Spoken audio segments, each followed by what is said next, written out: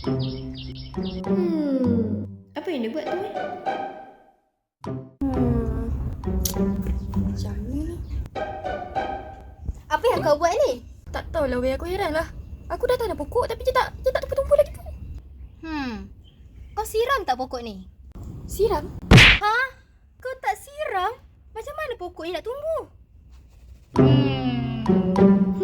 Apa yang dia orang buat tu?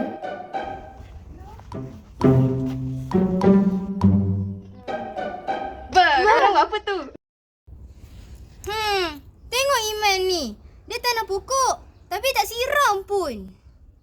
Loh, aku mana tahu. Aku lupa nak siram.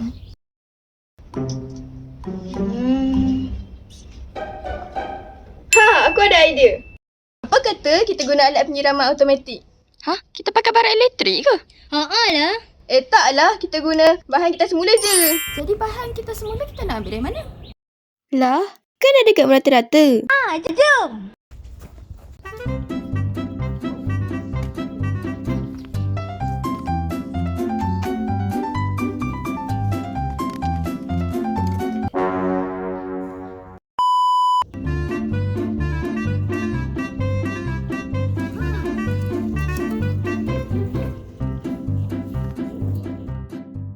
Assalamualaikum.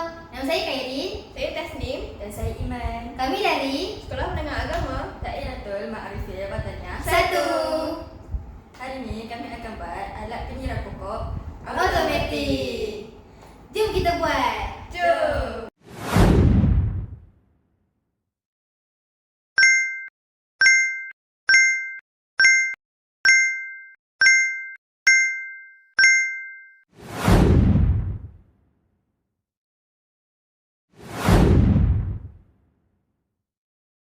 Mula-mula kita akan potong lubang pada botol besar dan sebahagian pada botol kecil mengikut tempat yang ditanda dengan marker pen.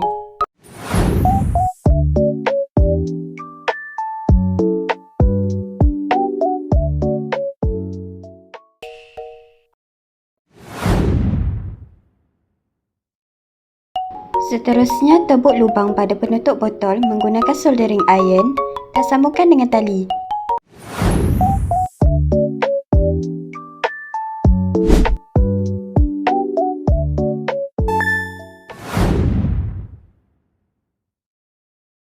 Yang ketiga, pasang semula penutup botol tadi pada botol mineral kecil.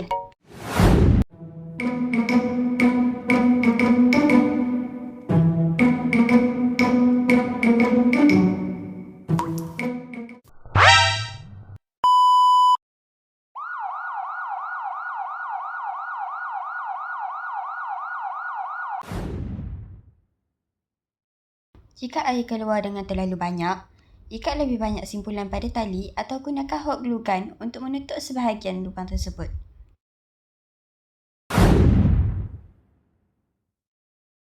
Langkah keempat, gunakan hot glue gun untuk pasang bahagian-bahagian tersebut. Akhir sekali, lekatkan penutup botol di bawah untuk menjadikannya lebih stabil.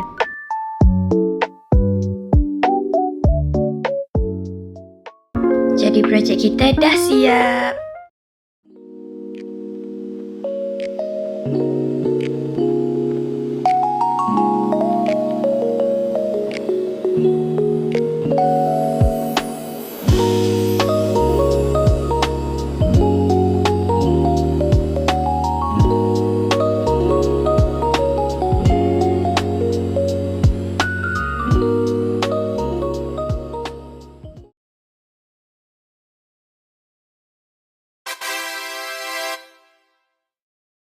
Sekian daripada kami. Terima kasih kerana menonton.